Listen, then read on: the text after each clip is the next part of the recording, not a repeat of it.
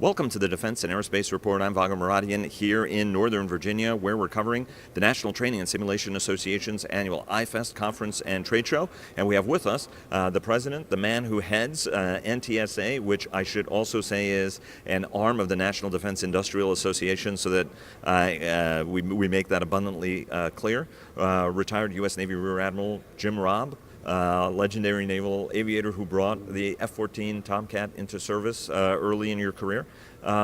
Sir, thanks very much for being great with us. We've had a lot of very good interviews here. What I wanted to ask you is, talk to us a little bit about the organization, what you're trying to achieve in a space that we've learned over the last couple of years is moving so fast that folks can't even predict where everybody's going to be, in 3 years' time because of all the technological change that we're seeing in the commercial marketplace that's directly applicable to military training and simulation. Well, the National Training and Simulation Association was formed in 1992, really as an element of what was a NSAIA, predecessor to NDIA, and we became the training division of NDIA's industrial base efforts. We specialize in training systems. We grew up in simulators, flight simulators, things that were basic to the technology as it grew, mainly with the aerospace industry, and it's expanded now into all things simulation. So as simulation grows and virtual reality, augmented reality grows, with popularity with the people, our mission has expanded. So the mission of the National Training and Simulation Association is to bring government and industry together, to have a dialogue about technology, to talk about what new things can be brought to bear inside of training systems, and to advocate for the integration of those systems into today's and future training systems. So within that, we have events, and we have forums, membership. We have a membership of industry based on large, small companies that come together, and we really are advocating for them within the system. We want them to prosper as a part of National Defense Industrial Association's mission to really support the industrial base. One of the things that we were talking about was how training, and you've heard that echoed here, is that everybody gets focused, as you mentioned, sometimes on the shiny object, on the big acquisition program, and not as much on the training, which is actually absolutely key because you can't get the most out of these systems, and especially in a budget-constrained environment. Talk to us a little bit about how, what folks are doing and whether you see any signs of that focus changing. We heard a lot of presentations here, whether from the Army, whether from the Navy, whether from the Air Force, about how the services themselves are changing their approach to training. Talk to us a little bit about why that can be a budget multiplier in the system, to leverage systems like this to reduce training cost and to allow that to go to, whether it's to readiness, more operational training, or even acquisition programs. Yes, well, I think fundamentally, if you go back to sort of the basics, my career in the Navy as a fighter pilot, I did a lot of training. So training was essential. It really was the tiebreaker between winning and losing, and often we lose sight of that. So the bureaucracy, as it will, tends to go and emphasize on large programs, and tends to sort of take the assumption that training is going to happen and it's going to be okay. As a CO Top Gun, I knew that quality training, excellence, very high advocacy for the training elements is essential in terms of really making a quality force.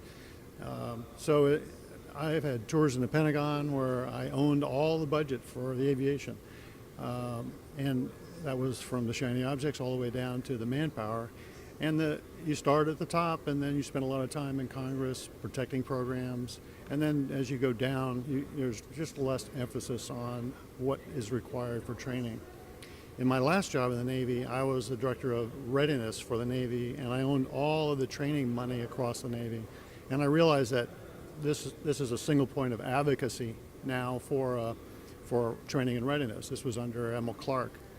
And I was able in that job to actually make trades and to place emphasis on things that made readiness better and training better. So that was a fascinating job that led me sort of to come to this world within NTSA as a follow-on to, hey, that job's not done yet, so we'll continue on and get it right.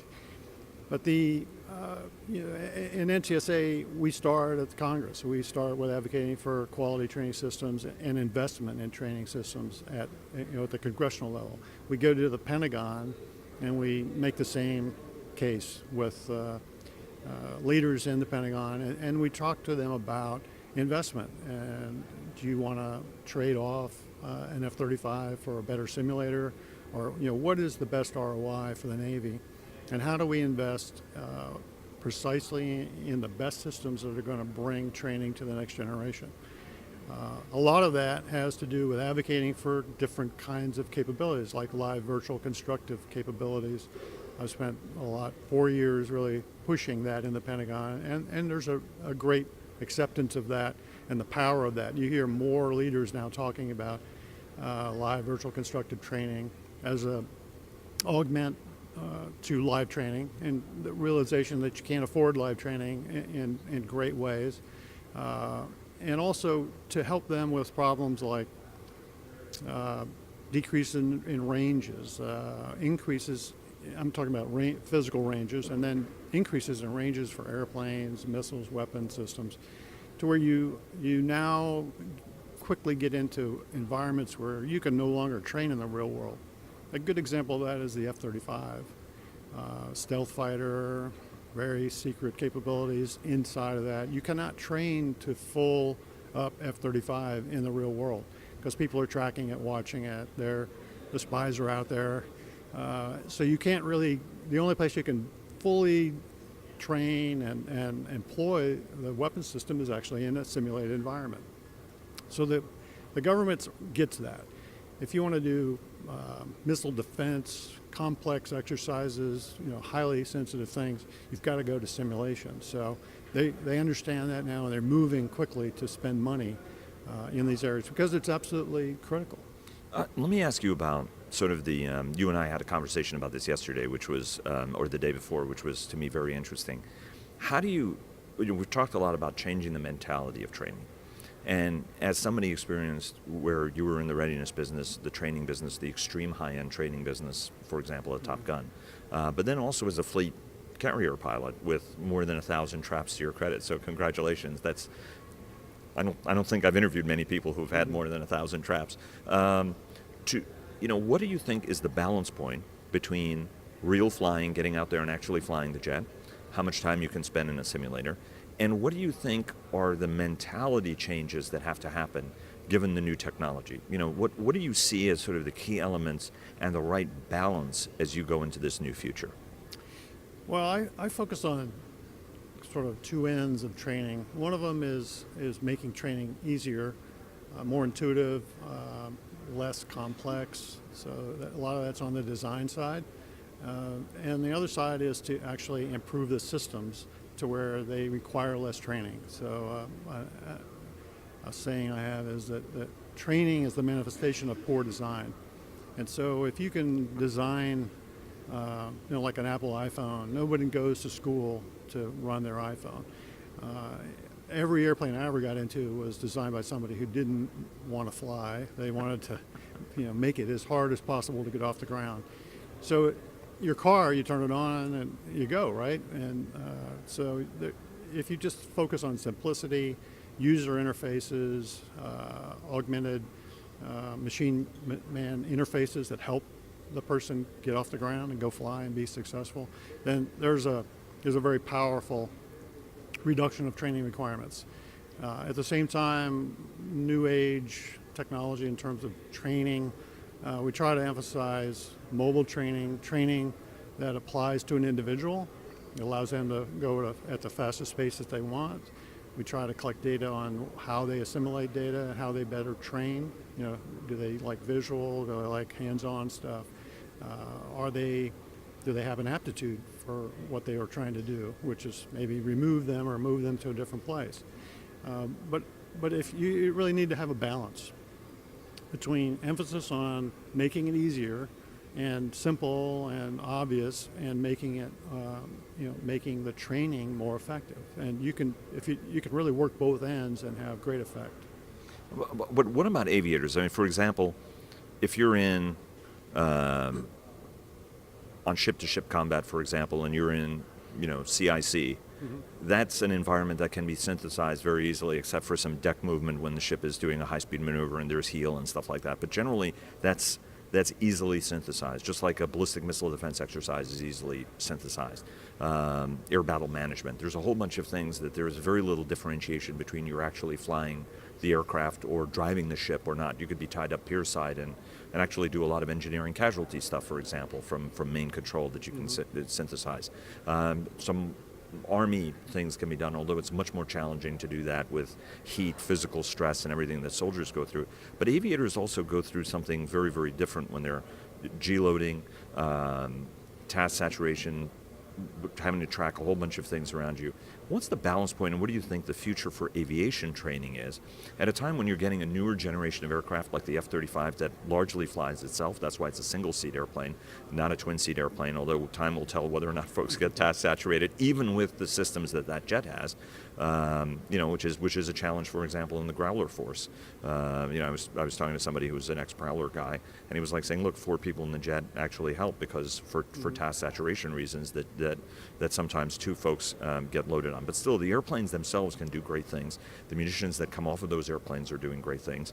And a lot of the idea from some of these newer jets is they're either up or down, given the integrated nature of the software. What do you see as sort of that future point? How much flying do you have to do? And how much flying can you get away with not doing, as an aviator, to make sure that the folks that we're training in these pipelines are actually trained the way they have to be, given the tasks they're going to have to do, even if there's a lot of automation involved? Well, there's a lot in that statement. There is a lot in there, and I've wanted to ask you this question for the last couple of days.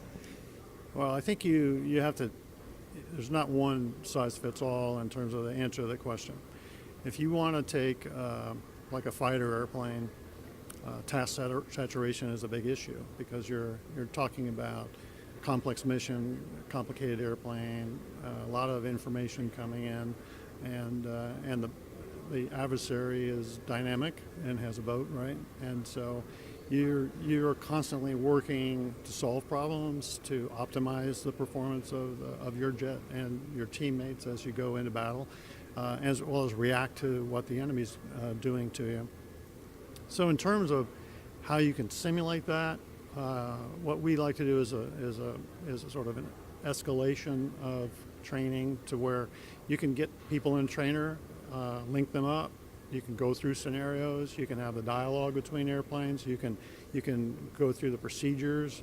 You can get the muscle memory about how to actually run the airplane and interface with the airplane. And you can do that best in a trainer. I mean, you can repeat it. You can go back and get the replay. You can see what you did.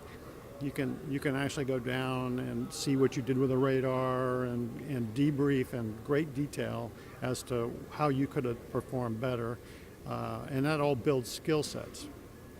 Now, as you go forward in the live world, it's a different thing. And we say people leave 80% of their brains on the ground when they go flying, especially as young folks. So that task saturation, again, really, you need to release your brain and allow it to think rather than have the environment dominate. What your stressors are. So those stressors that are dynamic flying, loops, the weather, am I going to live, die, land, that's not in a trainer. So when you take that basic skill set that you've learned in trainers and simulators and you take it into the air, you have not wasted time. You haven't wasted flight hours on things that could be done, in sort of rudimentary ways. And you've enabled the training to go faster, and you've also enabled a more rapid rate of improvement in terms of what they do. So you can't really replace all that dynamic flying. You can't. You have to stress the individual to learn to manage the stress, and that's true of pretty much all platforms. So if you go from there, and we're into aviation kind of analogies, Let's go all the way back to a commercial airliner. Commercial airliners do almost all their training in simulators, high quality, high fidelity. The first time a pilot is actually in the right seat of an airliner is when there's passengers in the back of the airplane. That's kind of scary, but that shows you the 1 and 0 in terms of total commitment to simulation in terms of the training track. And it's part of the business model, but it works, and you have 2 people in the airplane, and so it's a safety thing, and it works. So, again, depending on the kind of tank training, as you go through the military systems and all the different warfare areas, you'll find different things that have to be scaled and trained, both in the do I know how to mechanically do what I need to do? Do I know how to do decision-making process, assimilate information, and how do I manage the stress of the environment that I'm in? And an LCS has the same problem. The ship's going up and down, people are, getting seasick, and it's very difficult to simulate. The knowledge that you could never die in a simulator is kind of comforting, right? But it's not a trivial thing when you actually go flying. That's a data point now that becomes pretty important to you. Well, and also the mental thing, right? In an armored vehicle, you're being banged around in a steel box. And also submariner friends of mine would always say that we would track weather, and we knew the surface guys were getting physically exhausted, mentally exhausted by not being able to sleep and being banged around. And so we knew the best time to do something was a couple of days into their exhaustion, which they're not going to be as sharp at their game. So in general, if you think about, let me kind of sum up my philosophy of training. If you make it easy and if you make it obvious, then people will make the right decisions. So how does that work? Well, you give them better situation awareness. You give them, and the machine helps you. It sorts through filters and gives you the right, the things you need to know. It helps you declutter all of that myriad of hundreds of thousands of data points that are running around. And it'll actually give you alternatives and potentially show you what the other teammates are doing, so that it's something as simple as 4 versus 4, this guy's locked on that, so don't lock on that target. In other words, it shows you the right target to team with, and that's really effective. That may be life or death in terms of outcome, because you may have all shot the same guy versus shooting 1 on each of 4. So this is the same thing we do with AR and VR systems, as we talked about this morning. What you're doing to a training, to a technician, is allowing him to go to an airplane and have a lot more situation awareness about the task that he needs to do, what he needs, how he needs to do it, and aid him or her in the execution of that task. And so you greatly empower them when you improve their information and their awareness of what's wrong with the airplane and how what the best procedure is to go and fix it. Sir, thanks very much. Real honor talking to you. Okay. All right. Thank you.